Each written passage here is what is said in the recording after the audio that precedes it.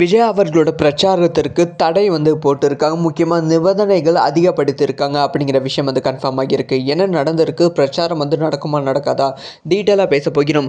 அதாவது தமிழக வெற்றி கழகத்தோட தலைவர் விஜய் அவர்கள் 234 தொகுதியும் தன்னோட பிரச்சார பயணத்தை ஆரம்பித்து விட்டார்கள் அப்படிங்கிற விஷயம் நம்ம எல்லாத்துக்குமே தெரியும். திருச்சியில் தன்னோட பிரச்சாரத்தை ஆரம்பித்தாங்க.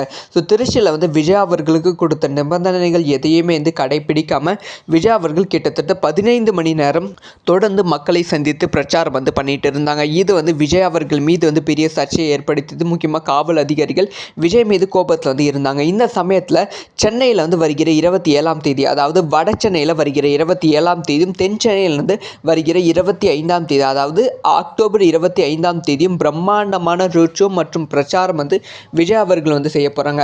அதனால் இப்போ பர்மிஷன் கேட்டிருக்காங்க. பர்மிஷனுக்கு கிடைக்காது. பர்மிஷனுக்கு பல நிபந்தனைகள் இருக்குது அப்படிங்கிற செய்திகள் தகவல்கள் வெளியாகி இருக்கு. ஸோ மற்ற ஊரில் பர்மிஷன் கொடுக்கவே காவல் அதிகாரிகள் அவ்வளோ யோசிக்கிறாங்க. சென்னையில் உங்களுக்கு ஈஸியாக பர்மிஷன் கிடைக்காது அப்படின்னு சொல்லியிருக்காங்க. ஸோ விஜய் அவர்கள் இதை எப்படி ஹேண்டில் பண்ண போகிறாங்க, ஸோ சென்னையில் விஜய் அவர்கள் நினைத்த மாதிரி பிரச்சாரம் நடக்குமா நடக்காதா அப்படிங்கிற விஷயத்தை வெயிட் பண்ணி தான் பார்க்கணும்.